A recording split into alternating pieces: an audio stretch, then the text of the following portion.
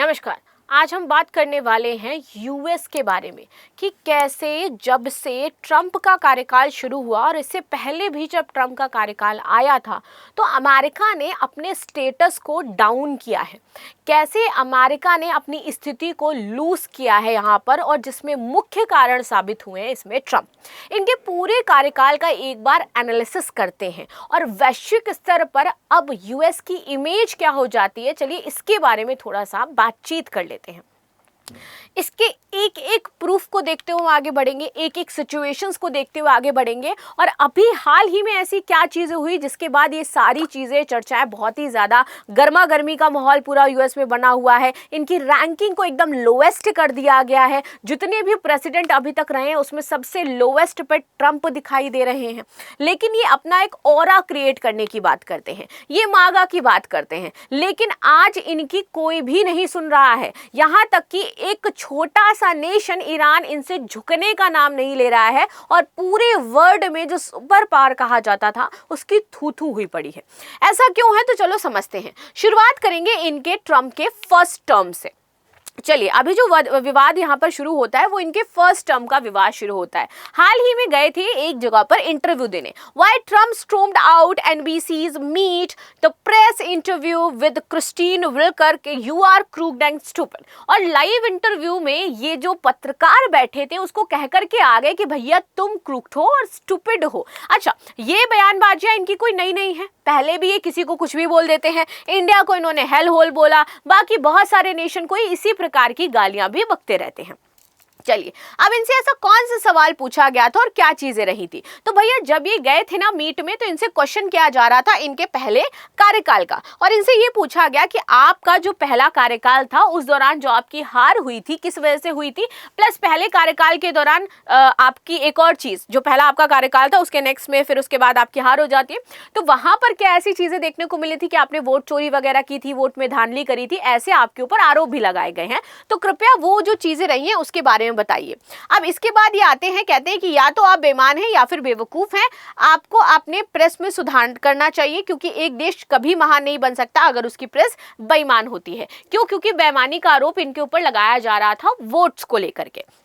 चलिए आगे आते हैं, प्रेसिडेंट ट्रंप 2.0 की बात करते हैं। ईयर ऑफ मैसिव चेंज, जहां पर पूरी जो डिप्लोमेसी ही है यूएस की वो चेंज नजर आई। यानी कि Trump is the only president जिन्होंने यूएस की डिप्लोमेसी को चेंज कर दिया। आते हैं बड़ा सा प्रोजेक्ट लेकर के, मेक अमेरिका ग्रेट अगेन का, लेकिन वो भी धरा का धरा रह गया। अमेरिका को ग्रेट बनाने के चक्कर में इन्होंने अमेरिका को ऐसा स्टेट बना दिया, ना तो कोई इसकी बात सुन रहा है, ना इसकी पावर को समझ रहा है, ना ही इनको तवज्जो दे रहा है। पाकिस्तान जैसे देश के साथ मिल करके इनको युद्ध शांत करवाना पड़ रहा है। इस स्थिति में अमेरिका पहुंच गया है। अब आप बताइए, जो इनके ग्रेट अगेन का नारा था वो कैसे यहां पर सिद्ध होता है? रशिया के साथ ये, यानी इतना लंबा हमने देखा टाइम एट द हिस्ट्री हमने देखी जहां पर कभी भी रशिया के सामने अमेरिका नहीं झुका है, वहां तक ये कॉम्प्रोमाइज करने के लिए रेडी हो गए हैं।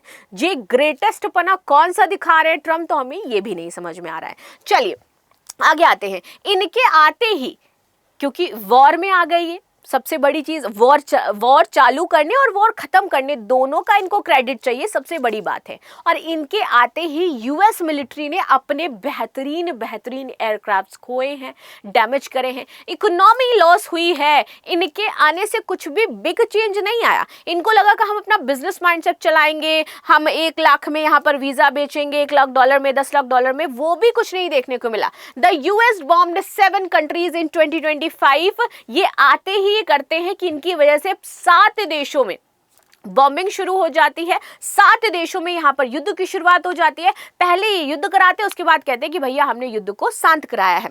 इसके बाद इन्हीं के देश में इनकी जो जुडिशरी हो जाती है, ये कहती है कि आप आते ही अनलॉफुल एक्टिविटी कर रहे हो। अभी H1B वीजा को देखकर यहाँ पर यूएस फेडरल कोर्ट ने क्या बोला कि भैया आपने जो रूल रखा है ना, USD 1 lakh H1 visa free, ये पूरी तरीके से अनलॉफुल है। प्लस आप जो टैरिफ्स लगा रहे थे साल 2025 में, इन्होंने बस टैरिफ खेला, उसको भी अनलॉफुल बताया। यानी कि अब ट्रंप एक तरीके से उस हाशिए पर पहुंच गए हैं जहां पर ना तो उनके देश के लोग, ना उनकी पार्टी के लोग उनको सपोर्ट कर रहे हैं, और ना ही अभी तक जो ग्रुप्स थे बड़े बड़े रीजनल जहां पर उनकी धाक थी, वो भी अब साइडलाइन हो रहे हैं।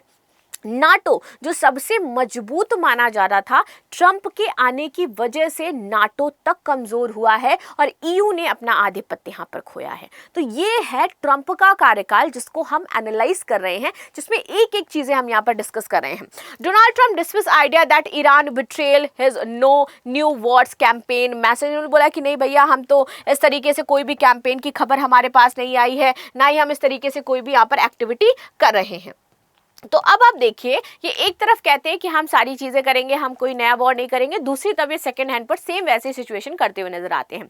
ईरान वॉर का 100 दिन हो गया, 102 दिन हो गया, Trump warn Israel against new strike, लेकिन इजराइल मानने को इनको तैयार ही नहीं होता है। ये इजराइल को कहते रहते हैं कि भैया स्ट्राइक मत करो, लेकिन वो सेम काम करता रहता है। मतलब ये वो बन गए हैं कि जिसका जो ये चिल्ला रहे हैं, जो ये कह रहे हैं, इनकी कोई भी सुनने को तैयार नहीं है। ना ईरान सुनने को तैयार है, ना इजराइल सुनने को तैयार है। प्लस आगे आते हैं, मिशिगन और जॉर्जिया में कोर्ट ने ट्रंप से मिली निराशा और मुकदमे भी खारिज कर दिए गए। इनके जब से आए हैं ना, तब से इनके ऊपर बहुत सारे मुकदमे, बहुत सारी सिचुएशन ये सारी चलती हुई नजर आ रही हैं। अब देखो, ये जो 2020 में इलेक्शन हुआ था, यहां पर ये बातचीत आई थी जब 107 times in a 6 month as a mid term loom यहां पर रिग्ड एट लीस्ट 107 टाइम यहां पर इलेक्शन में आपको देखने को मिला था। इनके लिए चीजें चल रही थी, ये बहुत बड़े बड़े काम कर रहे थे। यूएस में जब इलेक्शंस होते हैं उसके बाद ना एक हमारी लिस्टिंग करी जाती है, आप कह लो कि उनको पॉइंट्स दिए जाते हैं। उसमें जब इनका फर्स्ट टर्म था तब भी ये सबसे लोएस्ट पर थे, जब इनका सेकंड टर्म आया तब भी ये सबसे लोएस्ट पे ही है। ट्रम्प 2017 आपको देखोगे कहां मिलेंगे, 2017 में भी। इवन बाइडेन इनसे ऊपर हो जाते हैं, लेकिन ये सबसे लोएस्ट रैंकिंग पर अभी भी चल रहे हैं। इनको जो रेटिंग मिली है वो सबसे लोएस्ट मिली है यूएस में। लेकिन फिर आखिरकार ये जीत कैसे गए, और यही क्वेश्चन ये पूछा गया था, जिसकी वजह से ये नाराज होकर के चले गए।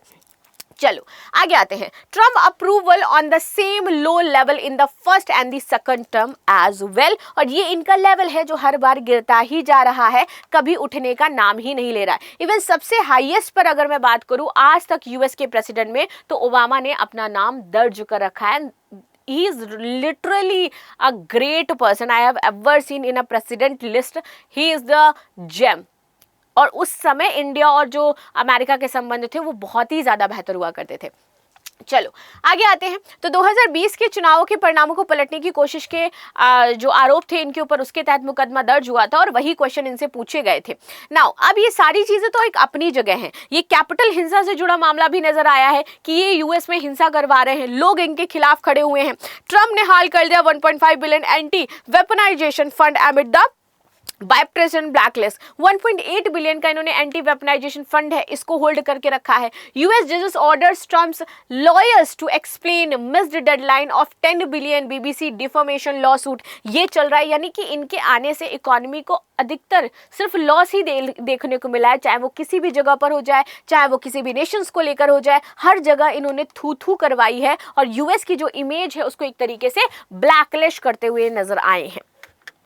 ईरान वॉर में देख लो क्या इनकी सिचुएशन रही, अभी पाकिस्तान के साथ जो चीज़ें चलती है उसमें क्या इनकी सिचुएशन रहती है। रशिया, क्या आप कह रहे हो रशिया के सामने आप कॉम्प्रोमाइज़ करने के लिए रेडी हो जाते हो। चाइना, आप गए वहाँ पर आप कुछ भी नहीं करके आ पाए, इवन चाइना ने आपको नीचा दिखा दिया। तो आप किस चीज़ के बहुत बड़े से सुपर पावर हो जाते हो। आपने 66 ऑर्गेनाइजेशन से अपने आप को विड्रॉ कर लिया, जबकि आपका ये दायित्व बनता था कि आप उन ऑर्गेनाइजेशन में रहते और वहाँ पर जो अफ्रीकन कंट्रीज थी जिससे मदद मिल रही थी, आपने उस मदद को ख़त्म कर दिया। फूड मिल रहा था, उनको नॉलेज मिल रही थी, उनको बुक्स, कॉपीज़, ये सारा फंड प्रोवाइड करवाया जा रहा था, उससे अपने आप को आपने बाहर कर लिया जस्ट बिकॉज आप अमेरिका को ग्रेट बनाना चाहते थे। लेकिन आप कैसे ग्रेट बना रहे हो? आप ग्रीनलैंड को खरीदना चाहते हो, पनामा पर आप अपना कब्जा चाहते हो, आपने मादुरो को उठा लिया। जब से आप आए हैं सिर्फ इस तरीके की एक्टिविटी कर रहे हैं कि पूरा नेशन अनरेस्ट हुआ पड़ा है। पूरे नेशन में आपकी वजह से एनर्जी क्राइसिस आई हुई पड़ी है और आप कहते हो कि आप अमेरिका को ग्रेट बनाओगे। कैसे? जबकि अमेरिका की इकोनॉमी यहाँ पर डाउन होती जा रही है सिर्फ आपके इन रूल्स एंड रेगुलेशंस की वजह से। वो स्ट्रेट ऑफ हॉर्मुज जो पहले खुला करता था, आपकी वजह से अब वो खुला हुआ स्ट्रेट ऑफ हॉर्मुज दोबारा से खोलने की मुहिम छिड़ गई है। And this is the Trump 2.1, Trump 1.0 जो पहले हमारा चल रहा था और सेकंड जो हमारा टर्म आपका आया इससे। तो दोनों ही अगर हम कंपेयर करके देखें तो ट्रम्प ने दोनों ही कार्यकाल में कुछ बहुत बड़ा नहीं उखाड़ा है, बस इन्होंने धमकियां दी हैं। नोबेल प्राइज लेने के लिए बस ये कहते रहे कि भैया हमने युद्ध शांत करवाया है, जबकि युद्ध की शुरुआत आपके द्वारा ही की जाती है।